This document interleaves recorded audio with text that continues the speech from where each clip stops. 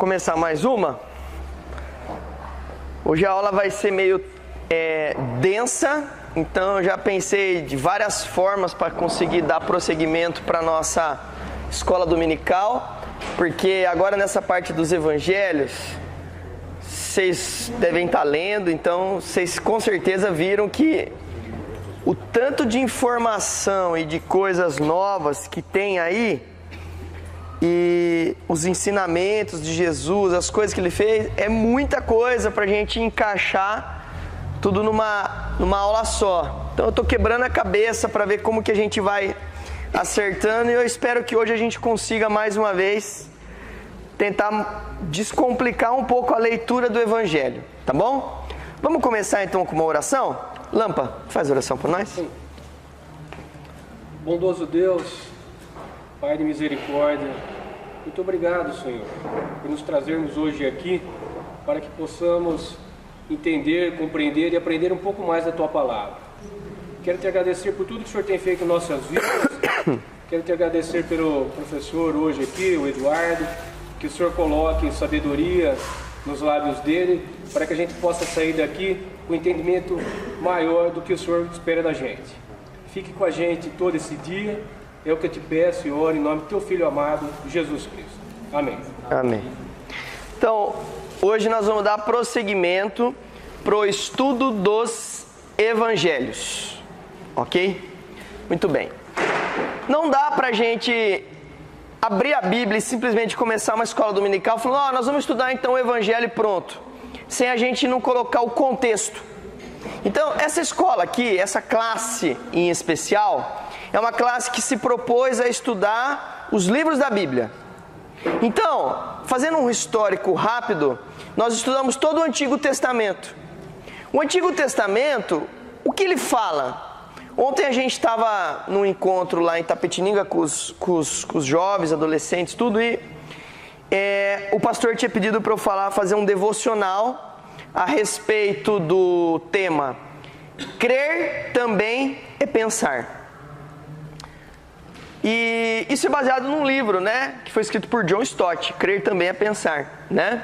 Porque hoje na sociedade a gente é colocado em situações que, tipo assim, se você é crente, você é ignorante. Porque você não pensa, você simplesmente crê. E fé e razão são opostos. E a gente trabalhou em cima dessa argumentação, que na verdade, não. Fé e razão, eles se complementam.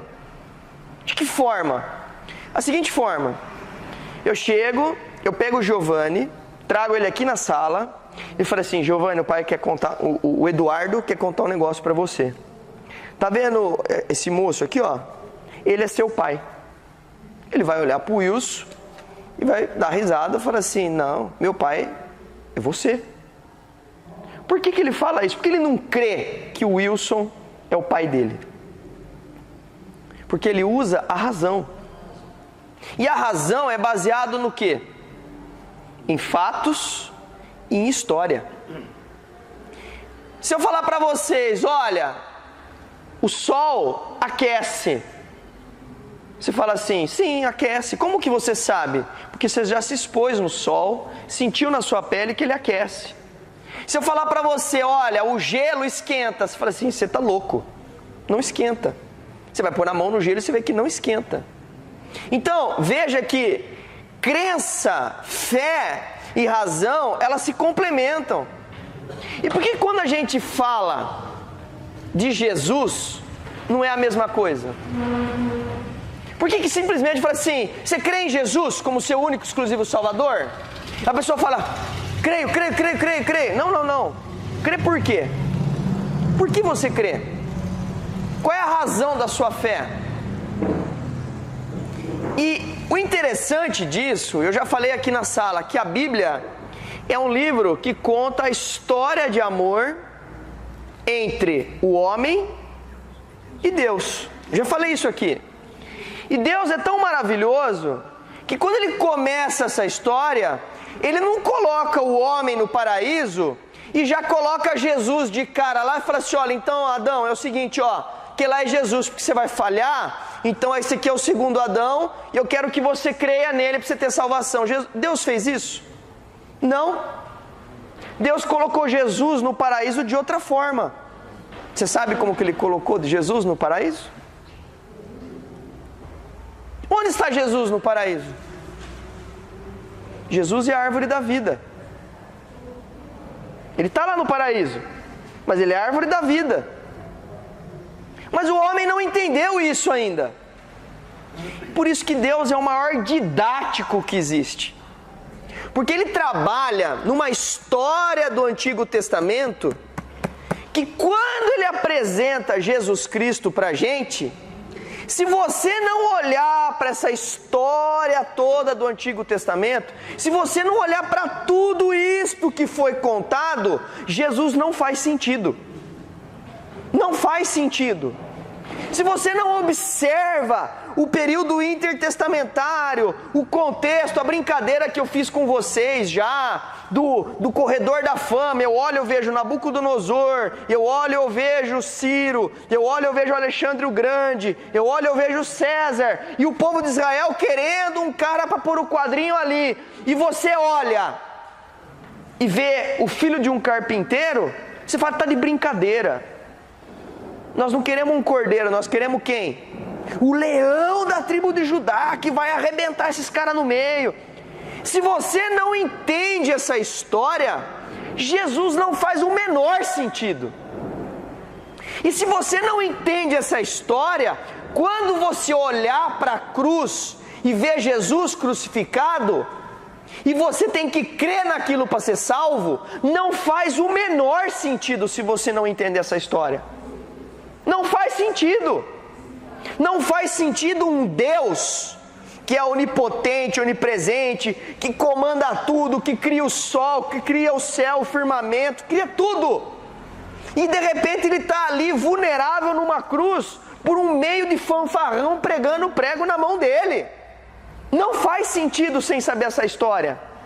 Então por isso que crer também é pensar. E quando a gente vem aqui, para os evangelhos, que eu vejo essa turma toda aqui contando essa história de Jesus, Ele vindo, onde lá no Evangelho de João você vê, e o verbo se fez carne, habitou entre nós, Ele se esvaziou. Se você não sabe essa história do Antigo Testamento, não faz sentido. Não faz sentido. E é por isso que quando você olha para essa história, você tem que ter olhos para enxergar. E quando você ouve essa história, você tem que ter ouvidos para ouvir. E se você ler o Evangelho, o que Jesus mais fala para a multidão? Quem tem ouvidos, ouça. Mas todo mundo tem ouvido. Precisa saber ouvir, né? Mas para saber ouvir, você tem que saber o contexto. Não dá para você sentar numa escola dominical aqui e você fala assim, vamos ver hoje o que tem para falar. Hoje é Evangelho de Marcos, hein? Vamos ver lá a historinha. Não é historinha. Aqui não tem historinha. Aqui nós estamos estudando. Nós estamos estudando para saber assim, que Jesus que é esse que eu não conheço. Eu creio nele, mas eu não tenho muitas razões para crer. Eu simplesmente creio. E na hora que você se coloca lá fora, você vai usar o texto de Efésios 5 lá, que é a armadura da salvação, a armadura de Deus, e na hora que você se coloca na luta, você só fica com o escudo, só na fé, nas suas crenças, nas suas convicções, mas você não usa a espada, que é o quê? A palavra. Por quê? Você não sabe manusear, você não sabe história, você não sabe entender aonde está cada coisa. Então, o motivo da gente estudar o Evangelho, de ver o que essa turma está contando, é a gente entender o sentido dessa história, porque na hora que eu crer em Jesus, se você entender e tiver razão nisso, a sua fé, ela realmente é inabalável. E a gente só vai saber quando realmente uma corda não arrebenta, quando você estiver num precipício, sem chão, e se estiver segurando nessa corda. Porque se você estiver segurando numa corda em cima de uma cadeira, onde não oferece perigo nenhum, você vai falar, se a corda é firme, opa, tranquilo. Tiro a cadeira, põe você no precipício, e a corda é firme? Aí você fala, opa, deixa eu ver a grossura dessa corda. Tô pesado, não tô, e agora? Dou conta, não dou conta? É assim que funciona o Evangelho. É assim que funciona a sua fé. Por enquanto, está tudo bem na sua vida. Você está em cima da cadeira. Na hora que vier as atribulações, que vier tudo para te derrubar, perda de ente querido, crise financeira, crise no casamento, filho dando trabalho, filho que você criou na igreja e de repente o cara parece que não está despertando, ou então a mulher que está dando trabalho para você, que tudo que você fala parece que ela não escuta, ou então o seu marido que parece que é um turrão e que é tudo. Agora é a hora da fé, agora é a hora de ver realmente. Mas para acontecer essa transformação, tem que ter algo a mais. Não pode simplesmente vir aqui na igreja, vamos lá assistir o culto, nossa, que mensagem, hein? Que mensagem. Jesus soltou uma parábola sobre isso, que é do bom semeador lá, do semeador de semear sementes. Uma caía em espinho, a outra caía em terra boa, a outra caía num lugar mais ou menos. O que acontecia?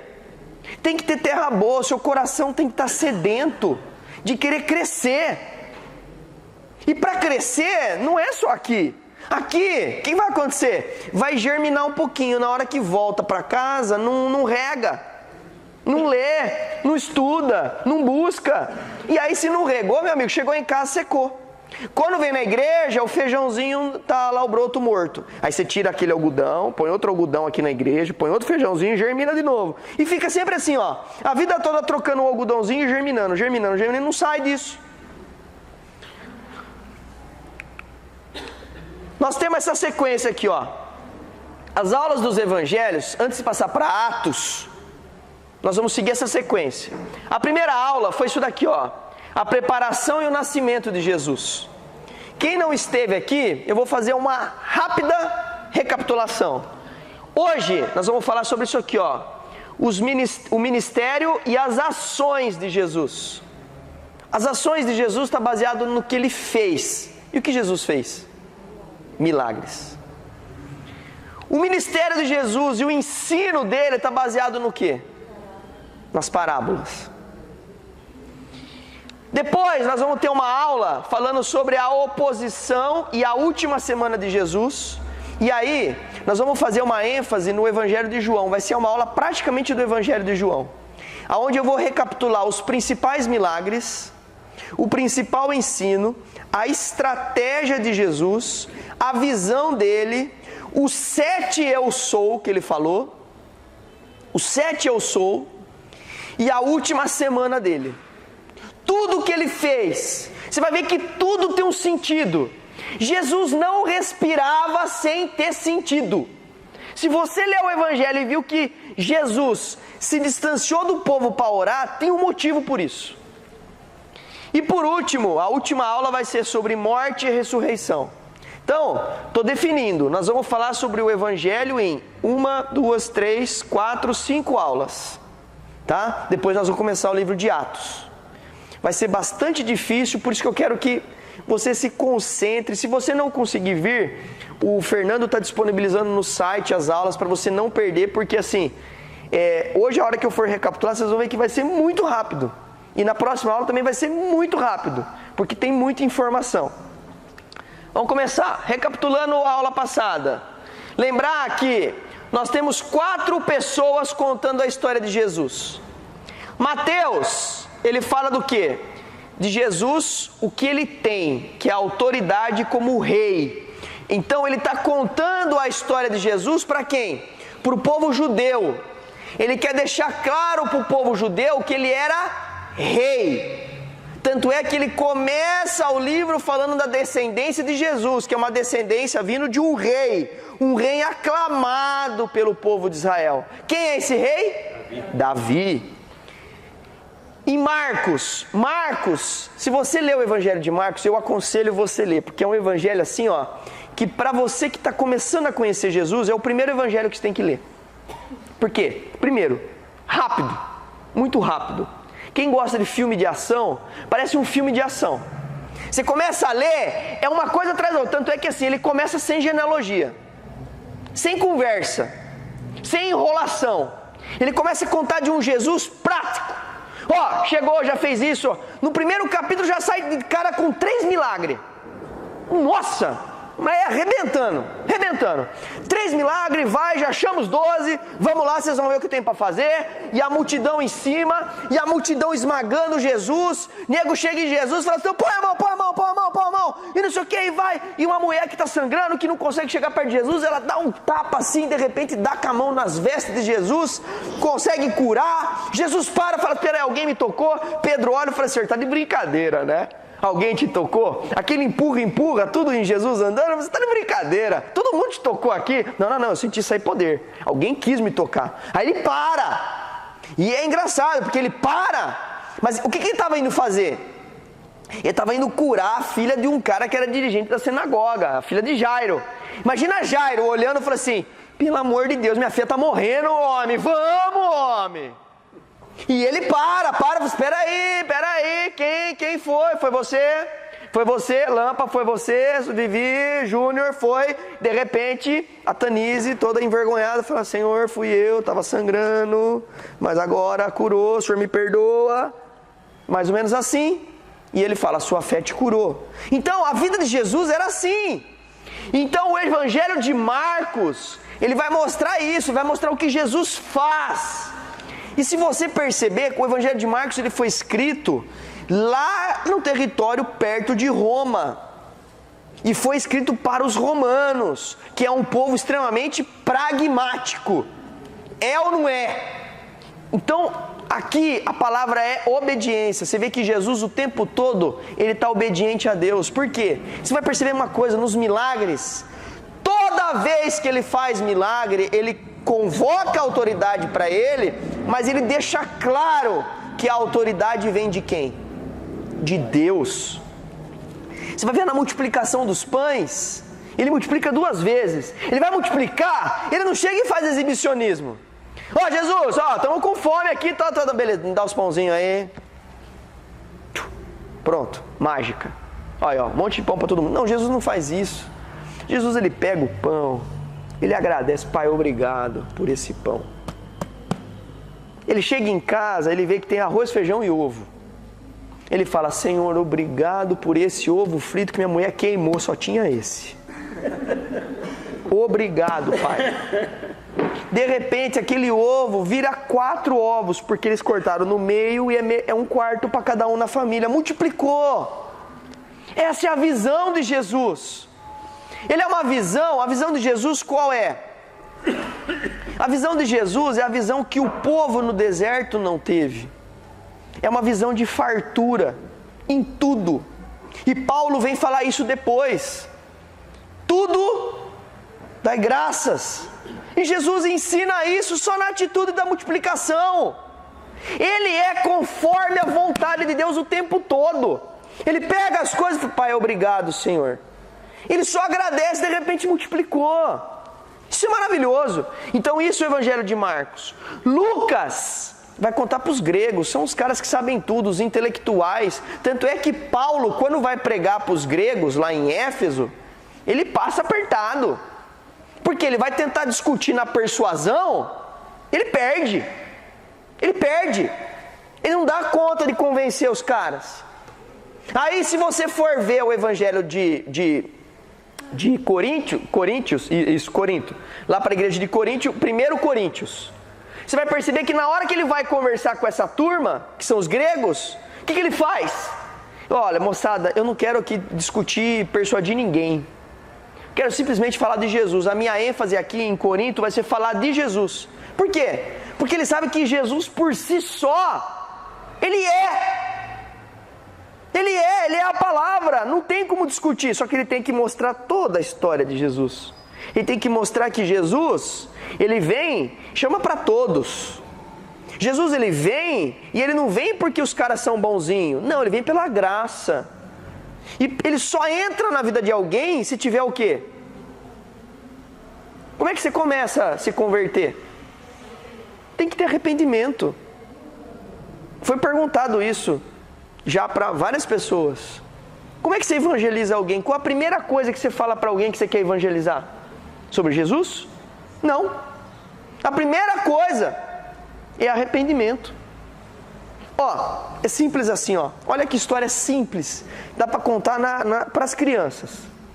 Deus criou o homem. Deus está aqui, o homem está aqui. Ele se vira para o Deus e fala, luz. E nós estamos aqui, um dependente do outro. Nós somos dependentes. Deus é dependente de nós, por quê? Porque sem a nossa criação é um Deus egoísta. E Deus é um Deus de amor que não é egoísta. Ele quer partilhar o amor dele. Então ele cria o homem. Simples assim. E a gente depende de Deus. Por quê? Porque Ele é o nosso Criador. É por Ele, através dEle e para Ele que são todas as coisas. Ponto. Estamos aqui na relação. De repente o diabo falou assim, ó, vocês não precisam de Deus. E o homem decide comer do fruto? Não, ele decide ser independente. Virou o caminho. Se aqui é luz, e a Bíblia fala que não tem morno, ou é quente ou é frio, se aqui é a luz, na hora que ele se vira, aqui é o quê? Trevas. E aí ele começa a se tornar independente de Deus e começa a andar. E Deus fala assim, filho, não vá por aí, porque aí não há vida, aí há morte. A vida é aqui. Simples assim. Mas o homem continua andando. E quando você vai para a parábola do filho pródigo, o filho vivia lá, o pai fazia tudo, papai, eu quero a minha parte da herança e quero ir embora.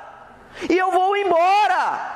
E o filho pródigo descobre que lá com os porcos, o que vai acontecer com ele se ele continuar lá? Ele vai morrer. E aí naquele momento que ele está caminhando assim, ele cai em si e disse, e ele fala, nossa, se eu tivesse lá, estaria tudo bem, eu teria vida lá, mas aqui eu estou comendo com porco. Então qual é o primeiro sentimento que habita nele? Arrependimento. E quando surge um arrependimento genuíno na vida de uma pessoa, o que acontece com ela? Ela se converte. Isso se chama conversão. Eu mudo a minha direção, eu mudo o meu caminho. E a hora que eu me volto para outra direção da luz, o que eu vejo? Eu vejo um Deus de costas para mim? Não, eu vejo um Deus assim, ó, de braços abertos, falando, vem, vem. E o mais gostoso é que na hora que você dá o primeiro passo, Ele já está aqui pertinho de você. Ele vem te buscar, Ele já está colocando o anel no seu dedo, Ele já está te restaurando. Mas aí Ele vem continuando com você. Por quê? Porque Ele vem iluminando o seu caminho. Por isso que Jesus é a luz do mundo. E quando você anda com Jesus, se você for andar para cá, na hora que você andou para cá, Ele está iluminando, Ele está do seu lado. Você vai enxergar que é errado. Aí você fala assim, não, aqui não. Então, vamos lá, Senhor. Aí você começa a voltar a caminhar. E a hora que você começa a ir em direção à luz, esse caminho que você fez depois da sua conversão, que você continua indo em direção à luz, isso se chama santificação. Pronto, acabou. Olha que simples, dá para explicar para as crianças. Você conseguiu entender isso? Que importante. É tão fácil explicar o que é uma conversão. Convertir. E aí vem da palavra metanoia, que é mudança de ideia. Eu mudei a minha ideia. A minha ideia era esse caminho, eu mudei para o outro caminho. E o mais gostoso é que para acontecer isso, Deus, Ele não está aqui preocupado com o que você fez ali. É graça. Ele está aqui, ó. Não, eu quero você sim. É você que eu quero. A única coisa que vem, que a gente não consegue explicar. Não consegue explicar. E Jesus deixou claro isso. Que aqueles que vêm porque Deus quis. E aí você fala assim, mas como Deus quis? Então teve alguns que Deus não quis? Não sei. Eu sei que Deus me quis. Porque se eu creio num Deus onipotente, é Ele que me atrai. E é igual na música Quebrantado. Me atraiu gentilmente. Eis que estou à porta e bato. Não arrombo. Se Deus arrombasse no paraíso, Ele não punha a árvore da vida, Ele punha Jesus. Cala a boca, Adão, é Jesus, ajoelha e adora Ele. Não é assim. Deus, Ele tem todo esse passo a passo. Então, aqui a sabedoria para os gregos é o que Jesus diz. E por fim o Evangelho de João, que assim, o Evangelho de João, gente, ele mostra uma face de Jesus que, se você ler o Evangelho de João, não tem como você ler até o final e no final você não chorar. Não tem como, impossível. Mesmo eu que sou manteiga derretida, tudo bem, eu sou fácil de chorar, mas mesmo que pegue um cara que é meio durão, assim, tudo, se ler o Evangelho de João inteiro, vai falar, puxa vida, e o cara fez tudo isso. Não tem como, não tem como. Bom, vamos lá. Recapitulando, o verbo se fez carne e tabernaculou, faltou um U, entre nós. Então, ó, lembrando, o anjo Gabriel visitou Maria. Maria tinha quantos anos mais ou menos? 14 anos, uma adolescente. Chegou, falou, ó, você vai ser a mãe do nosso querido Salvador. E ela se colocou à disposição. O anjo Gabriel visitou Isabel, que eles eram meio parentes. Ela vai para a casa de Isabel. Mal ela chegou em casa, Isabel, com quantos meses ela está? 5 meses, sentiu a primeira movimentação fetal. Falou, só pode ser o meu Salvador. Você está, bendito és tu que carrega o Salvador. E vai, e nisso nasce João Batista, nasce Jesus. Você já sabe dessa história, a infância de Jesus, quando Jesus vai para o templo. A gente conversou sobre isso. E aí na sequência, começa o ministério de João Batista. E ele é a voz que clama no deserto, no poder de Elias. A turma vai interrogar ele e chega para ele e fala, você é o Messias? João Batista fala, não. Então você é o profeta? Ele fala, não. Então você é Elias? Ele fala, não. Então quem é você? Eu sou aquele que não tem nem a honra de desatar a sandália do meu Salvador. Mas quem que é esse cara? Quem que é esse cara? Quem que é esse cara? Ele chega, o Messias, ele é ali. Apontou para Jesus. É ele! Aí os caras falam, é o leão? Não, é o cordeiro. Aí os caras, não dá bola não, esse é o cordeiro, estamos fora, tá bom. Por isso que ninguém dá atenção. E aí Jesus vai começar o ministério dele, mas antes de começar o ministério de Jesus, eu quero que você preste atenção nisso. Antes de começar o ministério de Jesus, se você ler em todas as visões, você vai ver na visão de cada evangelista, eles falam assim, e o Espírito levou Jesus ao deserto. Não foi Jesus que quis ir ao deserto. Não foi Jesus. Aqui, ó, é o deserto. Ele foi batizado mais ou menos aqui, ó, no Rio Jordão. Ó, eu fiz um desenho, ó, vocês viram? Olha que bonitinho, ó. Toda aula agora vocês vão saber onde que está Jesus, tá? Ó, isso aqui é Israel. Isso daqui, ó, é o Mar Morto. Essa linha azul aqui é o Rio Jordão, que liga um no outro. E aqui é o Mar da Galileia. Aqui são as cidades que circundam o Mar da Galileia. Essa daqui, ó, verdinha, tá vendo? É Johnny, o cowboy. Não, tô brincando. Tá? Aqui é Cafarnaum. Tá certo? Aqui, ó, é Betsaida. Gente, um dia eu vou para Israel. Vou estar com o mapa decorado. Viu? Não vamos junto. Então, ó, aqui Galileia, Decápolis, Samaria fica aqui, ela deixa de ser somente uma cidade, mas ela passa a ser um território, tá bom? Onde habitam os samaritanos. A Judéia está aqui, essa vermelhinha aqui, adivinha quem é? Jerusalém. Aqui a Pérea e aqui a Idumeia, que é o território dos Edomitas, aonde está a família de Herodes. Certo? Ok? Então, ó, você vai guardar esse mapa aqui, ó. A Israel, nessa época, era dividida dessa forma. Onde Jesus está? Ele sai daqui do Jordão, ele é impelido pelo Espírito para o deserto.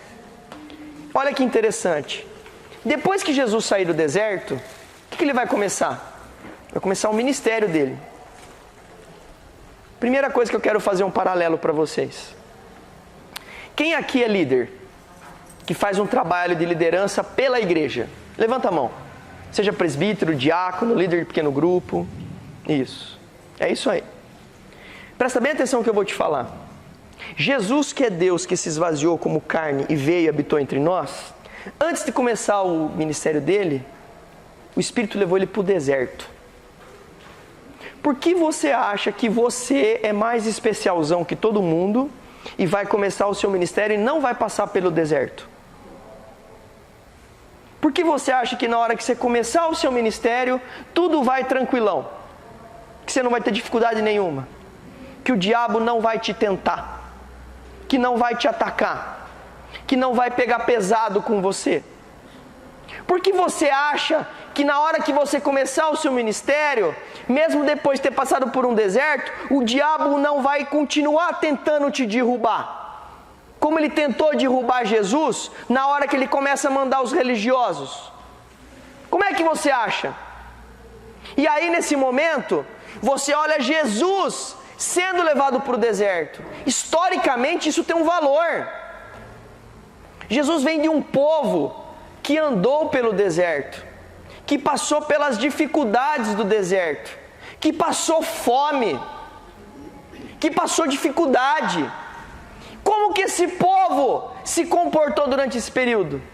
Reclamando, difícil, o tempo todo enchendo a paciência de Moisés, duvidando de Deus. E o diabo sabe disso. E aí então Jesus vai para o deserto. E aí vem a primeira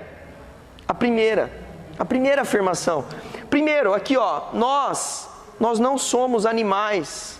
Nós fazemos escolhas guiadas por Deus. Por quê? Porque na primeira tentação, o diabo depois de 40 dias, 40 noites, ele fala assim: tá com fome? Não tem maná aqui. Aqui não tem maná para você não, o maná foi na outra turma. Tá com fome? Pega essas pedras, transforma em pão, transforma. O diabo conhece a Bíblia mais que você. E ele cita a Bíblia, ele manipula o seu pensamento. Mas Jesus é o cara que não fica só na fé no escudo. Jesus, ele sabe pegar a espada e assim ó, de olho fechado assim.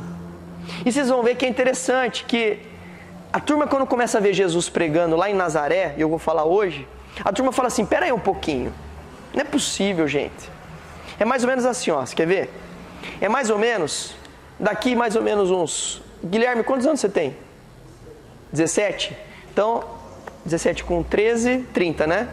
Mais ou menos daqui 13 anos, a gente encontra o Guilherme aqui, lá na frente, pregando. A gente vai olhar e falar assim: pera um pouquinho.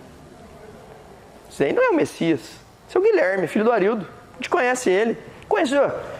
Ia no campamento com ele. Moleque bom, tudo mais para ser o Messias? Não, não pode ser o Messias.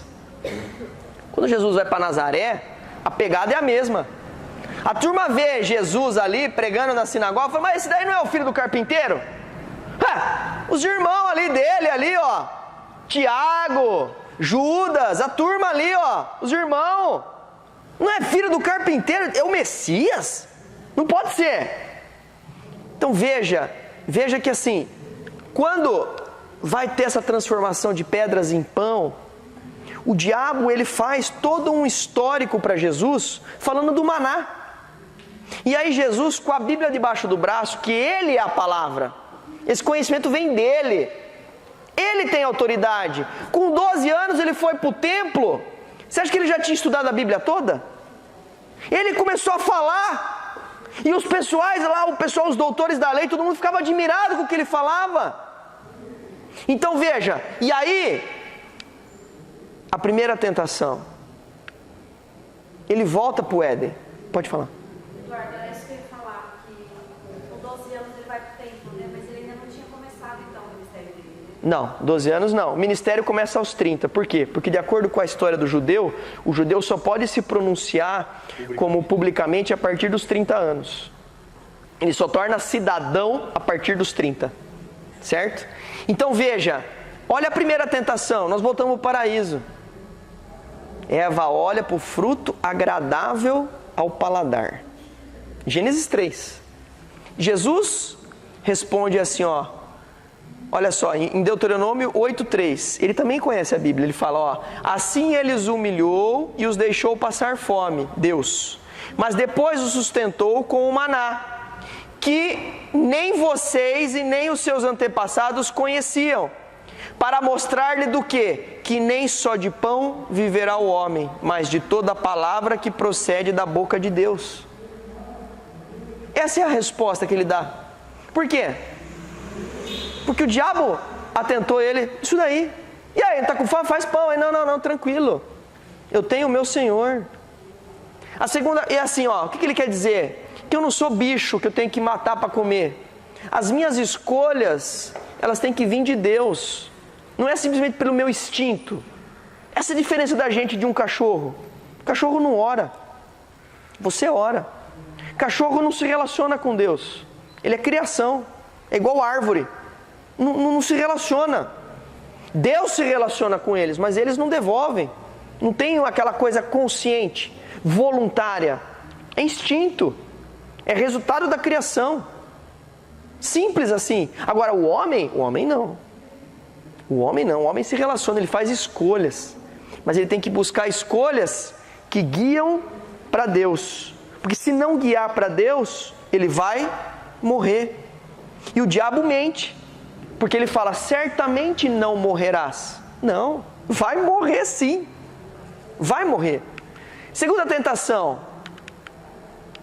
Se atira, que os seus anjos vêm aqui te segurar. Você não é Deus? E aí ele fala assim, nós não devemos ficar tentando Deus que está ao nosso lado. Nós devemos viver pela fé. Nós temos que crer no quê? O que é fé? Fé só existe quando existe uma promessa. Você tem promessa? Eu tenho. Eu tenho promessa. Por isso que eu tenho fé. E eu creio nessa promessa. Por que eu creio? Simplesmente porque eu creio? Não, porque eu conheço uma história. Eu sei essa história. Ela começa lá em Gênesis. E ela vai acabar em Apocalipse e nós estamos vivendo ela. Porque ele vai voltar. E eu creio nessa promessa. Então, aqui ó, ele deixa claro que nós devemos ser guiados pela nossa fé. E não ficar provando Deus. Senhor, se o Senhor me der esse emprego, aí sim, o Senhor pode ter certeza que eu não vou faltar de uma escola dominical. Que tipo de relacionamento é esse? Que tipo de relacionamento que é esse? Então, qual é a resposta? Aqui ó, o segundo pecado, atraente aos olhos. E aí vem Deuteronômio 6,16 e Êxodo 17, 1-7. Não ponha à prova o Senhor, o seu Deus, como fizeram em Massá. Em Massá, o povo começou a reclamar da falta de água. E reclamando. Eles tinham praticamente 3 meses de deserto. Já estavam falando que queriam voltar para a escravidão, porque lá pelo menos eles tinham água, eles tinham comida. Ah, se Deus existe mesmo, Moisés, se Ele está aqui com a gente, mas Ele dá água. Deus não precisa provar nada para a gente.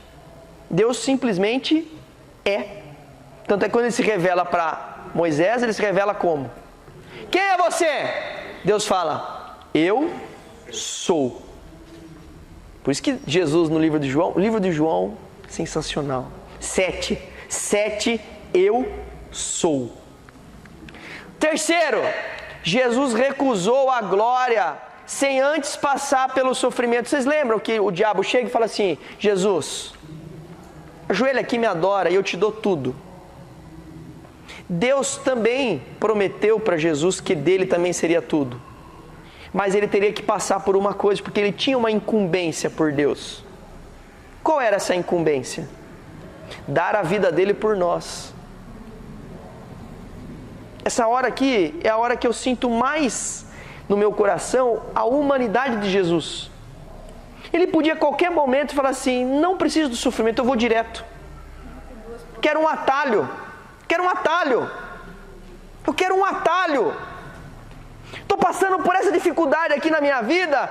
Senhor, me manda um atalho para acabar logo o deserto, que daí eu vou logo para a bonança. Me manda. Se não acontece isso na sua vida, acontece na minha.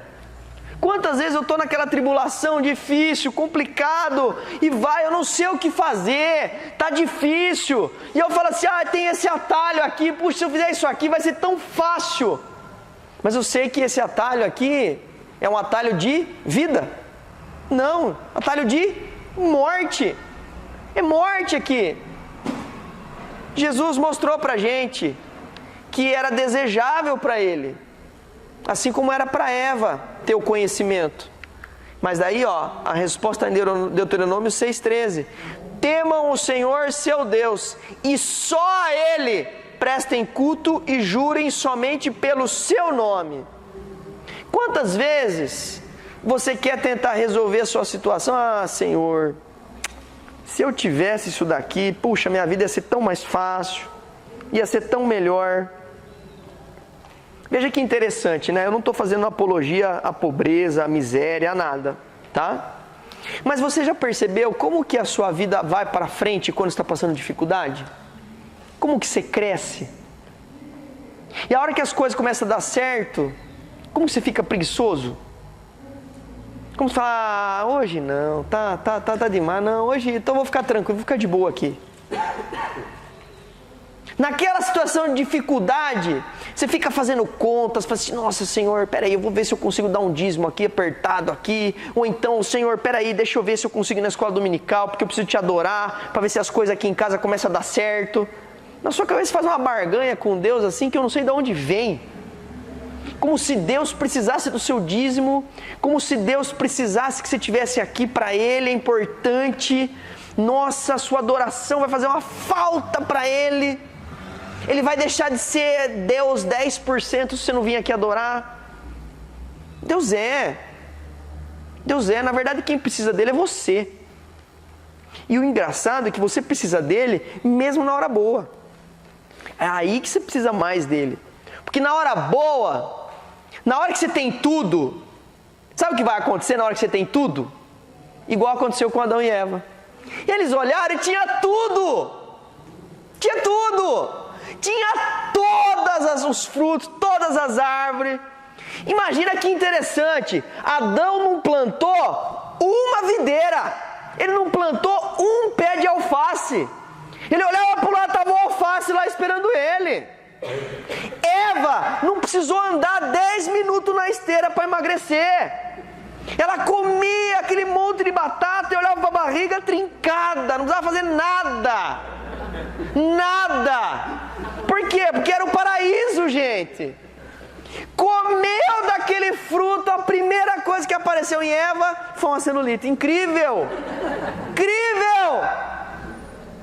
Foi assim que funciona na nossa vida. Quando a gente tem tudo, a gente fala, não preciso de Deus. Me dou conta. A gente esquece que esse tudo, quem deu foi quem? Foi Deus! Quem deu tudo para Adão e Eva ali no paraíso? Foi Deus, mas eles esqueceram.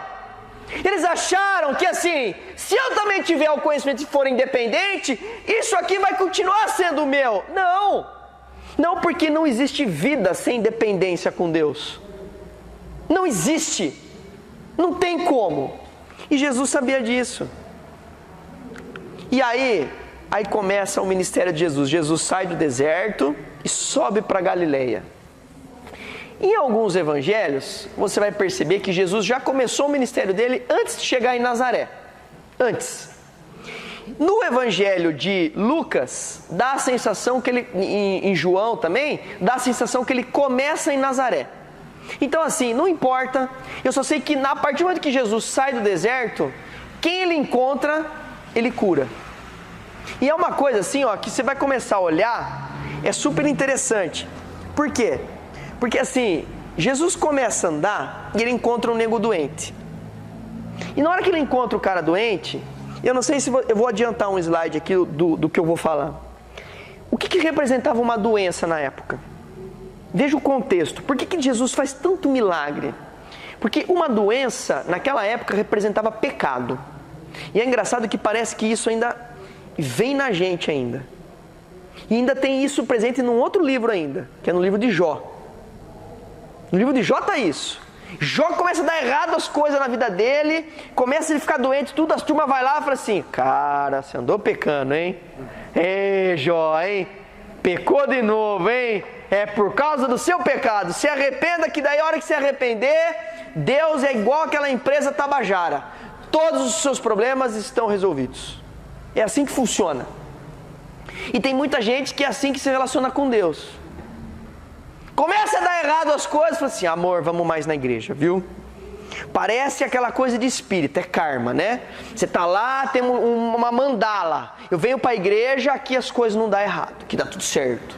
Nossa, amor, olha como tá dando as coisas certas, estamos dando dízimo, hein? Ó, estamos certinho, eu tô vendo aqui nas contas, ó, certinho, 10%, hein?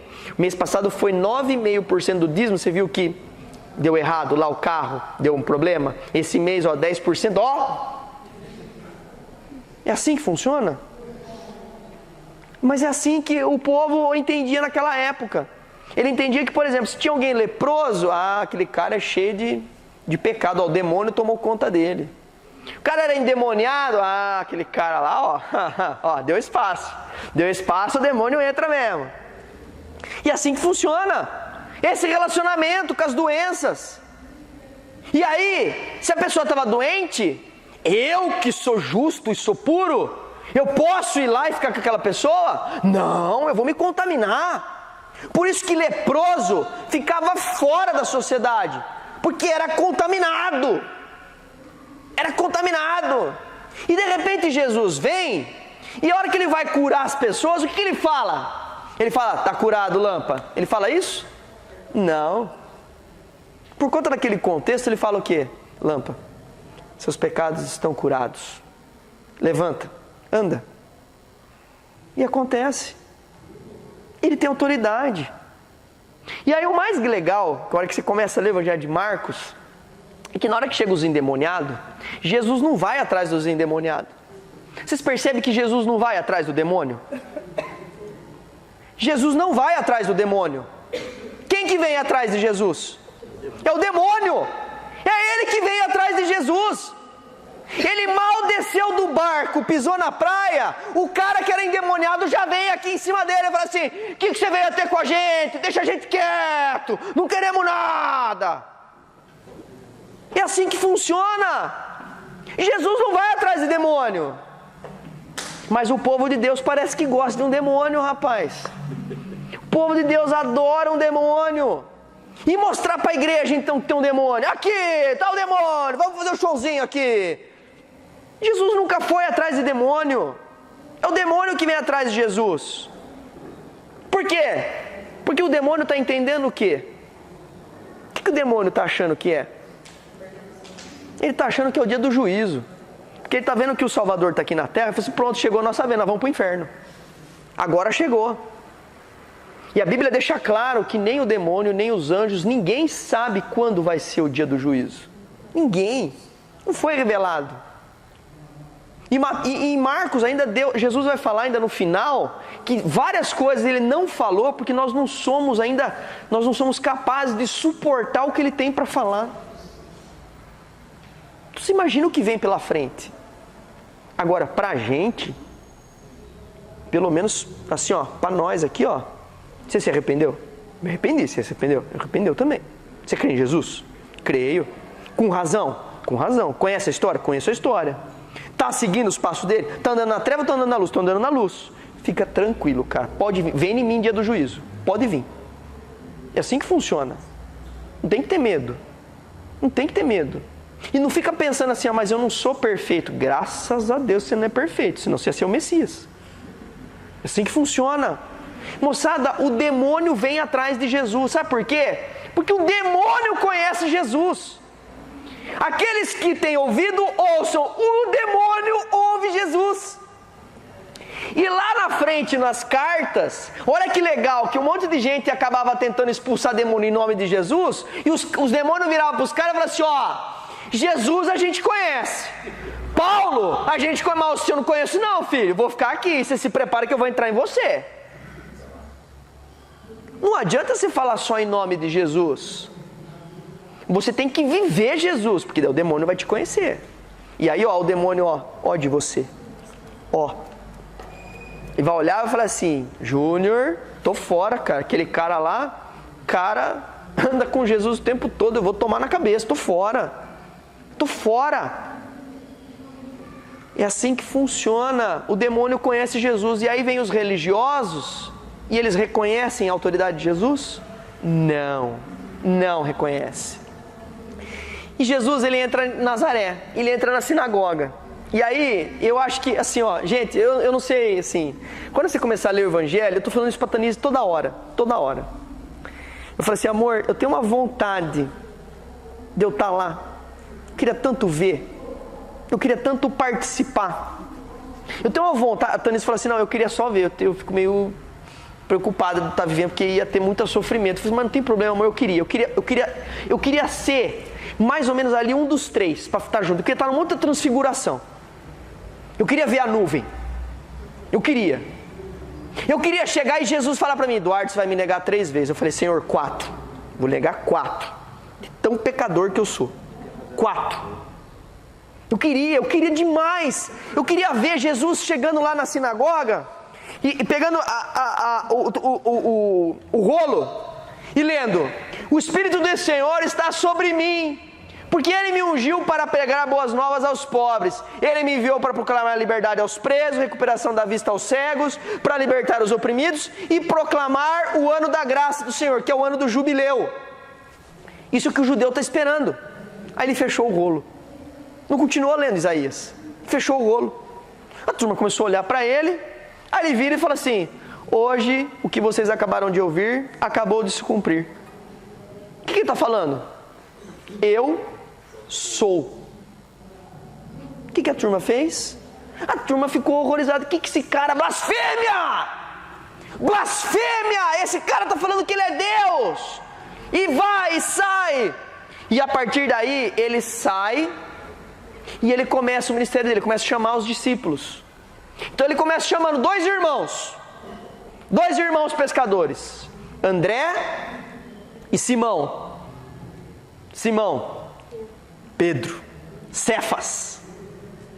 Chama os 2.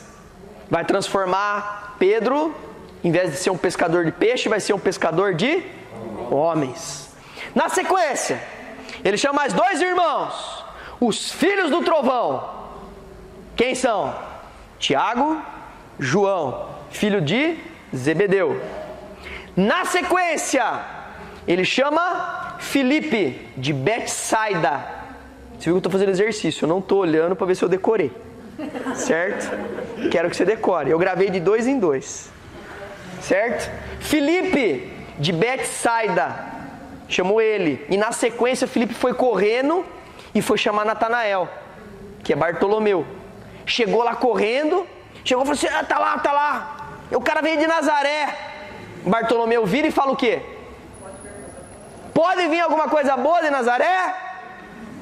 E aí, a hora que ele chega em Jesus, Jesus fala: ô Natanael, eu vi você debaixo da figueira, filho. E ele na hora reconhece. Na sequência, quem vem? Vai lá, me ajuda. Mateus e Tomé, não é isso? Mateus e Tomé. Mateus é o quê? Cobrador de impostos, ele é publicano. E Tomé? Tomé é um cara cético. Mas o ceticismo dele fortalece a fé dele. Mateus e Tomé. Na sequência, quem vem? Tiago, filho de Alfeu, e Tadeu, ou Judas Tadeu. Certo? Aí por último, vem Simão, o Zelote. O que era Zelote? Zelote é aqueles revolucionários. E por fim o traidor, Judas Iscariotes. Ok? Muito bem. Começou o ministério. Olha lá, aqui estão os principais milagres. Ok? Só voltando um pouquinho. A convocação dos discípulos, fica pertinho de Cafarnaum, né? Betsaida, que fica do lado de Cafarnaum. Então fica nesse território aqui, aqui é o Mar da Galileia, tá bom? Só para vocês saberem, o Mar da Galileia, na verdade, ele é um mar de água doce, tá? É um mar de água doce. Tanto é que aqui, vem o Rio Jordão aqui, que deságua aqui no mar, tá? E aí, nesse Mar da Galileia, ele acaba funcionando como se fosse um grande lago. Tá? Muito legal. Aí começam os milagres. E aí eu só vou ler, eu não vou passar por todos os milagres, porque eu quero entrar no papel do milagre. Aqui não estão todos, estão os principais.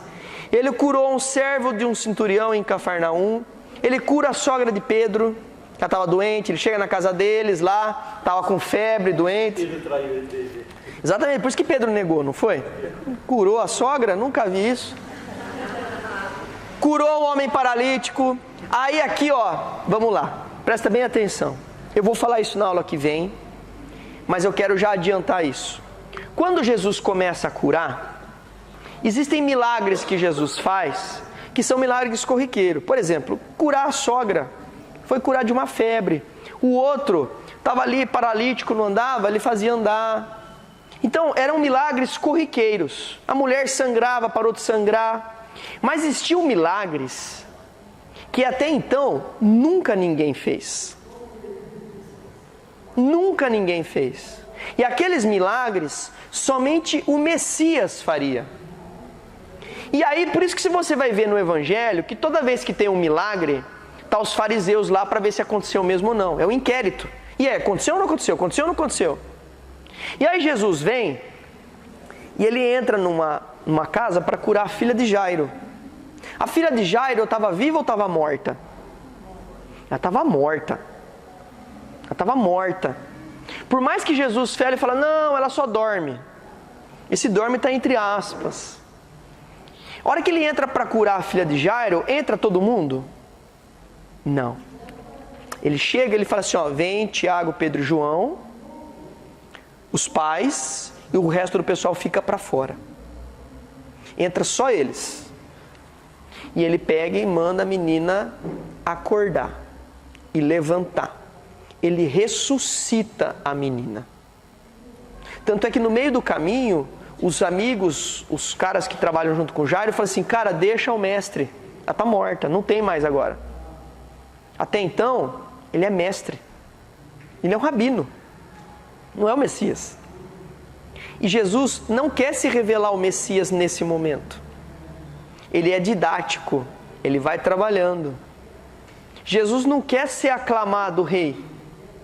Jesus ele veio para se cumprir o propósito de Deus, que é para ele ser cordeiro. Jesus faz isso de caso pensado. Jesus não faz isso assim com medo, e agora, não sei o quê.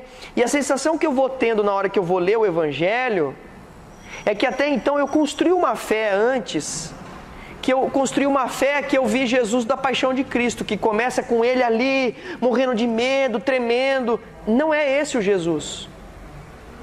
Não é esse o Jesus. O Jesus que existe é um Jesus diferente. É um Jesus que sabe exatamente o que vai fazer. E quando ele entra no quarto e cura a filha de Jairo, que ele ressuscita ela, o que ele fala para os pais? Não conte para ninguém. Não conte. Quando ele cura o endemoniado, o que ele fala? Não é para sair falando para ninguém. Mas a turma consegue se conter? Não se contém. Então, olha que interessante. Aí Jesus vem e vai curar um leproso. Quando ele vem curar o leproso, olha que interessante. Ele cura o leproso, porque o leproso ele fala o que para Jesus? Se queres me curar, estarei curado. E olha que legal, Jesus vira para ele e fala, quero. Sabe o que significa isso para a nossa vida? Que Deus sempre quer curar a gente. Ele sempre quer o nosso bem. Ele não perguntou do pecado do cara. Ele não perguntou se o cara ia mudar a rotina dele ou não. Não perguntou. Ele falou, quero.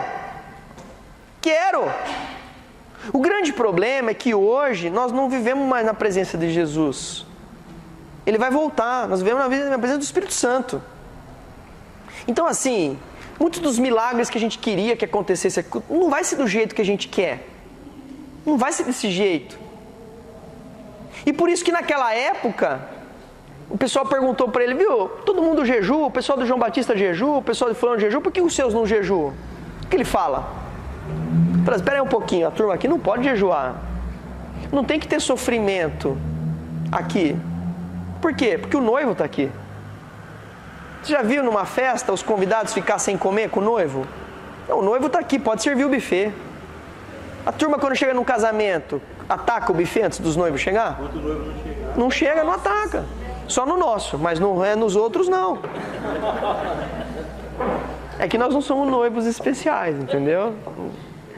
Então, onde eu quero chegar? Jesus, ele vem para romper os limites das tradições. Por isso que ele fala que pano novo em roupa velha não dá certo. Você já tentou costurar um paninho novo numa roupa velha? A roupa velha rasga, ela não dá conta. Você já pegou um odre antigo, por assim, ó, você pega um odre novo e coloca um vinho, o odre ele dá uma dilatada com o passar do tempo, porque o vinho ele vai fermentando, ele vai produzindo gás e vai dilatando aquele odre. Aí você pega um odre que já dilatou o máximo que ele pode, e você vai pegar aquele odre vazio agora e vai pôr um vinho novo, o que vai acontecer com esse odre antigo? Vai estourar, porque o vinho vai fermentar, vai produzir gás, pum, estoura. Por isso que não dá para você colocar vinho novo em odres antigos. Por isso que não dá para você pôr pano novo em roupa antiga. Por isso que Jesus em tradições judaicas não faz sentido. Por isso que você não dá para aplicar Jesus numa lei e costume, porque Ele é a lei. Não dá para você se relacionar com Jesus como você se relacionava com Deus no Antigo Testamento. Eu falei isso na aula passada. Você cria filho. Seu filho é pequenininho, tem 5 anos. Dá para você incutir temor nele e falar assim: filho, não é assim, vem cá, o pai vai te explicar. Filho, você tem que respeitar. Seu filho não sabe nem o que é respeito. Então como é que é o seu relacionamento com ele? É o relacionamento do Deus do Antigo Testamento. É palmada, é disciplina, é firmeza, com o filho pequenininho. Mas o filho cresceu. É o Novo Testamento. O povo cresceu. Não dá para Deus continuar se relacionando daquele jeito. Não dá certo. Nessa hora o que acontece? Deus tem que se esvaziar e Ele tem que ser Emanuel. Ele tem que andar entre nós, estar entre nós. Na criação do filho é a mesma coisa. Se o filho cresceu, está com 7, 8 anos, 10 anos, não dá para você ficar sendo o disciplinador. Você tem que ser o Deus com ele. Peraí, filho, vem cá, o pai também, olha, o pai também pisou na bola já. Mas graças a Deus, filho, olha, o pai fazia isso. Filho, graças a Deus que você já conhece a Bíblia. O pai não conhecia. Olha só o que o pai se tornou hoje. O pai é tão mais difícil fazer isso. A mãe, olha a mãe não conheceu Jesus quando era criança. A Pietra fez uma pergunta para mim esses dias que eu falei assim: não, essa aqui eu vou ter que sair com ela e a gente vai ter que bater um papo porque eu vou ter que explicar direito. Ela chegou e falou assim: papai, como que foi que a mamãe falou de Jesus para você deixar de ser católico e ser presbiteriano? Olha a pergunta. Eu falei assim: filha, o pai não vai responder para você em 2 frases. Não dá. Então vamos combinar o seguinte: nós vamos sair para comer, tomar um sorvete, só eu e você. Só nós dois, sem o Gi, sem a mamãe, e o papai vai contar a história do papai com Jesus. Você quer? Nossa, o olho dela brilhou. Ah, eu quero. Veja que essa atitude que eu vou tentar fazer é me esvaziar. Eu não posso pensar assim: depois o pai conta e tal. Não. Ela está pedindo, ela quer esse Jesus, ela quer que o pai dela, ele compartilhe com ela, que ele releia, que dê significado para ela das coisas, porque agora a visão dela de criancinha mudou. Ela olha à volta, ela começa a enxergar diferente, mas algumas coisas ela não consegue entender ainda. É o que está acontecendo com o povo. Por isso que Jesus vem. E aí, na hora que ele vai curar um leproso, o que ele faz? Ele cura o leproso e ele fala o quê? Não conte para ninguém, vá direto aonde? No Sinédrio. O que ele está falando? Vai avisar a turma, porque eu sou o Messias. Aí ele vai e cura um cego de nascença. Leproso só curava Jesus. A diferença, deixa eu só voltar. A hora que ele cura o primeiro, a turma não dá bola. Ah, não, esse cara não era leproso. Na sequência, Jesus não cura um. Ele cura 10. Ele cura 10 leprosos de uma vez. E ele fala, agora vocês vão lá. Imagina o pessoal do Sinédrio. Os caras ficam perdidos. Meu Deus, 10? Ô louco, assim não dá. 10 de uma vez? Mas veja que tem os dois lados. Ao mesmo tempo que Jesus anuncia que ele é o Messias, curando 10, quantos voltam a agradecer ele? Um só. Numa igreja, quantas coisas Deus faz na nossa vida? Quantos aqui amanhecem depois de uma semana terrível e falam, graças Senhor, aleluia, vamos à casa do Senhor? Quantos? Ou a sua postura é assim, hoje não dá, estou cansado, eu mereço dar uma dormidinha até mais tarde. Hoje está muito frio, hoje não vai dar. Hoje eu viajei até de madrugada, não, vou passar, não vou dar aula esse domingo. Cheguei 2 horas da manhã, a aula estava feita, graças a Deus, mas assim, está todo mundo cansado. Tem gente aqui, por exemplo, tem pessoas aqui que tiveram um monte de programação ontem. Está aqui. Tem gente que, por exemplo, está de férias, que queria fazer alguma coisa com a família. Veja só que esse tipo de gratidão, esse tipo de preocupação de retribuir para o outro aquilo que o outro fez, esse tipo de preocupação de querer estar onde Jesus está, aonde o povo de Deus está, você estar. Isso é uma preocupação que às vezes a gente deixa passar. Deixa passar. E aí, o que eu tenho para dizer? Quem tem ouvidos, ouça. Alguns não vão ouvir isso. Alguns vão ver tudo isso e falar assim, mas ele não entende, na minha casa lá, a gente estava cansado, precisava dormir.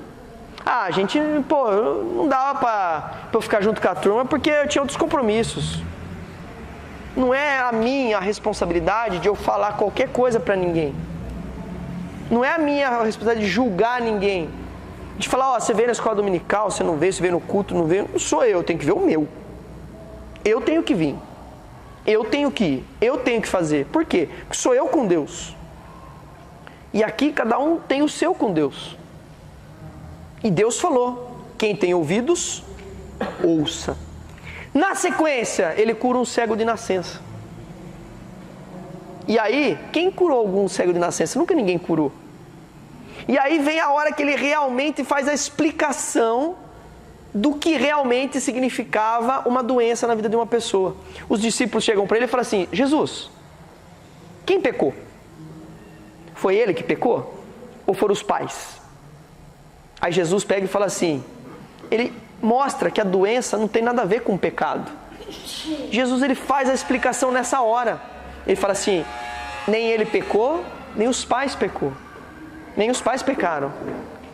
A doença é para que se manifeste a glória de Deus. O que Jesus está falando? Moçada, o pecado está no mundo. Enquanto tem pecado, vai ter sofrimento, vai ter a tribulação. Quer você venha na igreja, quer você não venha, quer você dê o dízimo, quer você não dê o dízimo, você vai ter a tribulação. Não vai ter jeito.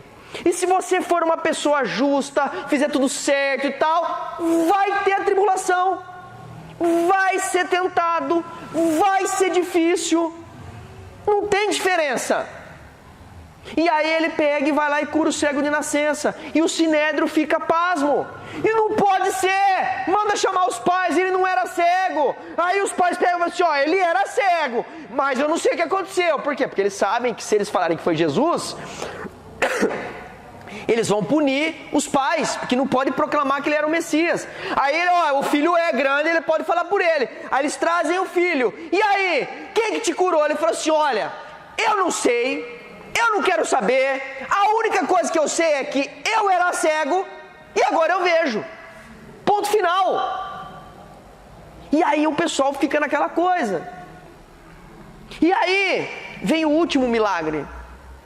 Qual é o último milagre? Que daí dá o golpe de misericórdia. É a ressurreição de Lázaro.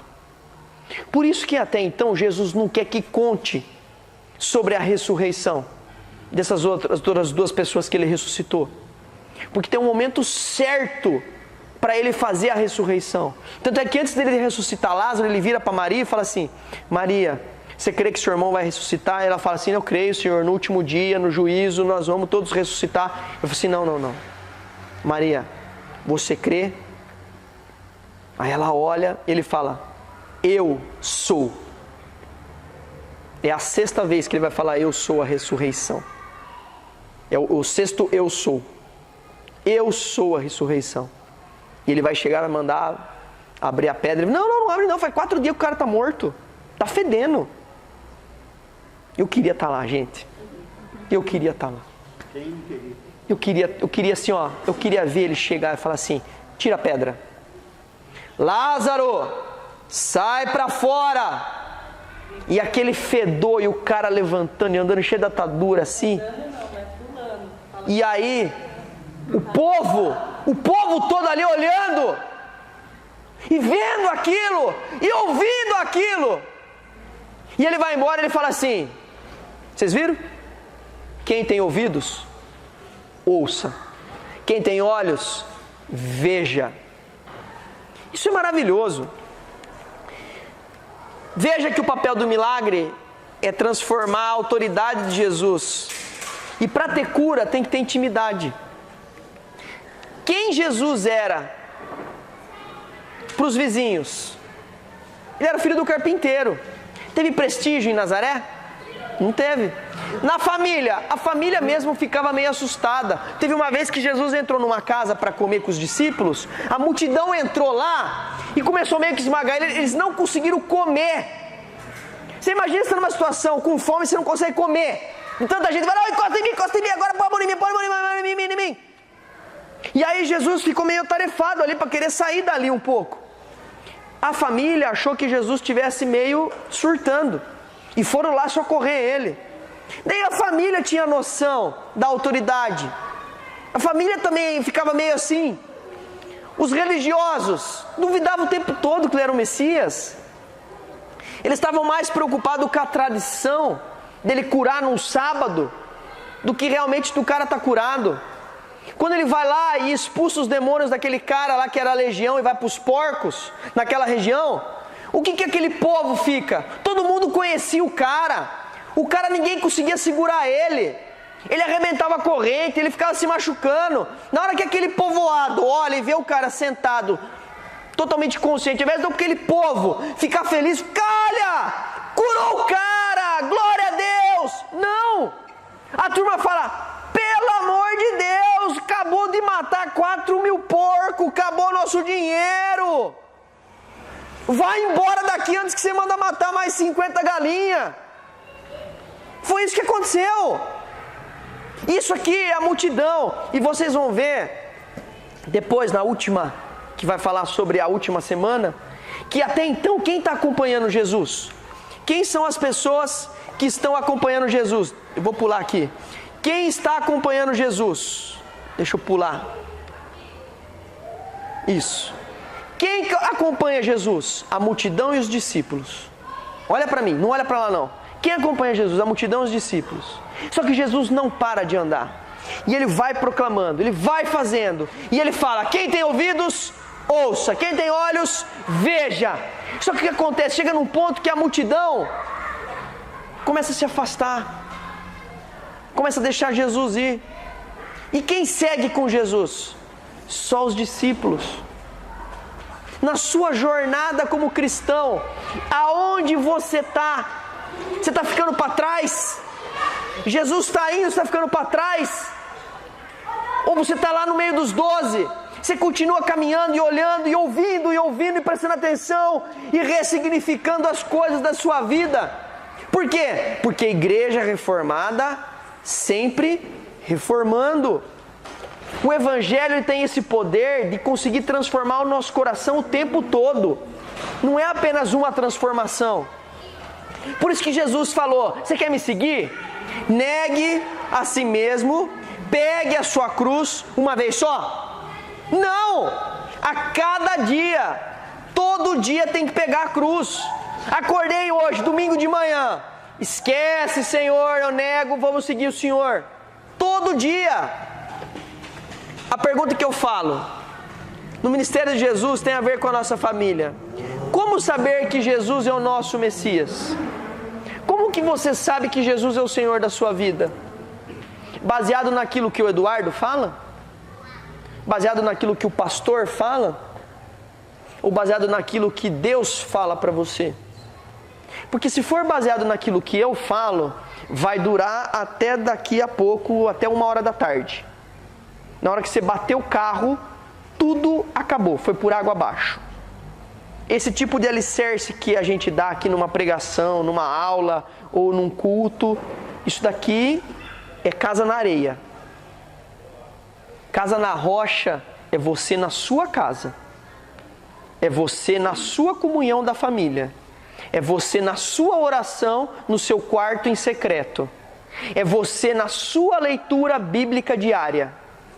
É você na sua casa não só lendo a Bíblia.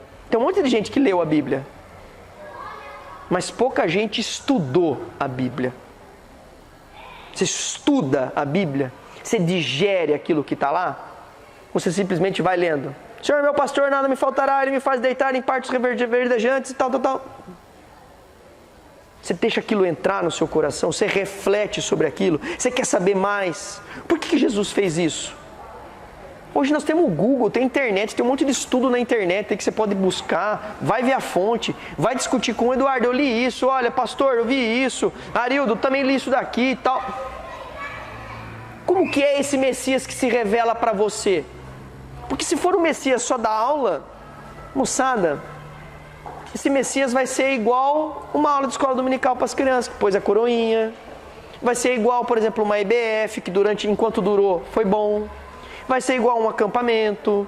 Vai ser igual um almoço aqui de domingo, onde é gostoso. Vai ser igual uma palestra de casais. São coisas fugazes. Elas vêm, mas não ficam. O que fica? É aquilo que você faz na sua casa. O seu relacionamento com Deus. Quem Ele chama para andar com Ele? Ele chama a todos. Isso é o mistério que foi revelado. Até então a gente achava que o relacionamento com Deus era só do povo judeu. Mas Jesus vem mostrar para nós que o quê? Que Deus vem para todos. Todos. O que você tem ouvido? Qual é a voz que você ouve? O que tem falado na sua casa? O que tem falado no íntimo da sua alma? Você tem ouvido a voz da mídia, da cultura, dos amigos, do professor de escola dominical, do pastor, do líder do seu pequeno grupo, do líder do adolescente, do acampamento, de qualquer líder, ou você tem ouvido a voz de Jesus? Isso é importante da gente ver. Qual é a voz que fala ao seu coração? E a voz que tem que falar, essa daqui, ó. Só tem essa voz. Só tem a Bíblia. É somente aqui.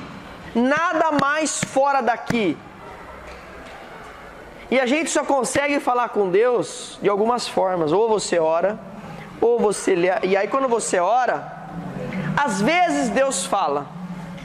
A maior parte das vezes a gente que fala. Quando você lê a Bíblia, Deus fala o tempo todo. E você não fala. E quando você vem na igreja, em comunhão com Deus, em oração, Deus às vezes usa as pessoas para falar com você. Eu estava vindo hoje para aqui, para a escola dominical, e eu estava meio preocupado. Por quê? Porque eu preparei a aula, mas eu não preparei a aula como eu sempre preparo, porque eu não tive tempo. Fui lá pro negócio, voltei, cheguei 2h da manhã. Eu sempre acordo 6h da manhã e eu consigo ler um pouco antes de vir. Hoje eu não consegui. E aí de repente eu fiquei, a Tanise viu, 10 minutos. Eu falei, amor, me dá 10 minutos.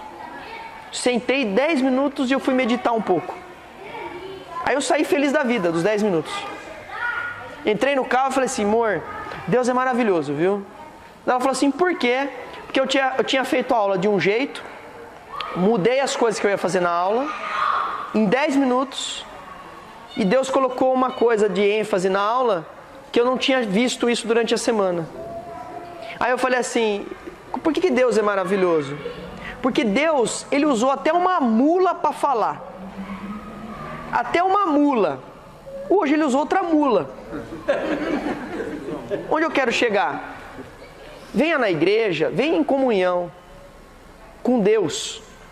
Porque a hora que você pode vir aqui na escola dominical, às vezes Deus pode usar a Dani para falar com você. Ela pode usar o Arildo, o Gustavo, pode usar a Cida. Pode usar qualquer um de nós para falar com a gente. Mas você só vai ouvir Deus falando se você tiver ouvidos. Porque se você tiver ouvidos, ouça. A sua busca essa semana é para você tentar tirar a cera do seu ouvido. E esse aqui é o cotonete. Amém? Vamos orar? Então, ó, semana que vem, gente, é a segunda parte que nós vamos falar sobre o ensino, tá bom? A ênfase nas parábolas, tá bom? Amado Deus, muito obrigado, Senhor, por mais um domingo, por mais uma escola dominical. Pai, obrigado pelo Teu Evangelho, Senhor. Como dá vontade, Pai, de viver naquela época, podendo ser testemunha ocular de tudo aquilo que o Senhor tem feito. Mas ao mesmo tempo, Pai, também nós somos felizes, porque ainda hoje nós somos testemunhas daquilo que o Senhor ainda faz hoje na nossa vida. Somos felizes, Pai, porque mesmo diante de tantas atribulações, nós permanecemos firmes na Tua palavra e não paramos de caminhar. Não paramos de seguir em direção ao reino de Deus. E nós pedimos, Pai, a Tua misericórdia para que nós possamos fazer parte das pessoas que o Senhor no Sermão do Monte disse uma vez que bem-aventurados são aqueles que estão em marcha, vão em direção ao reino de Deus. Nós queremos fazer parte desse povo, Pai.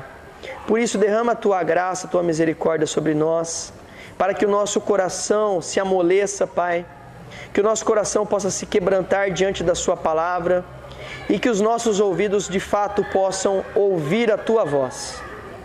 Esse é o nosso pedido e essa é a nossa oração. Em nome de Jesus, Senhor. Amém. Amém. Até domingo que vem, turma.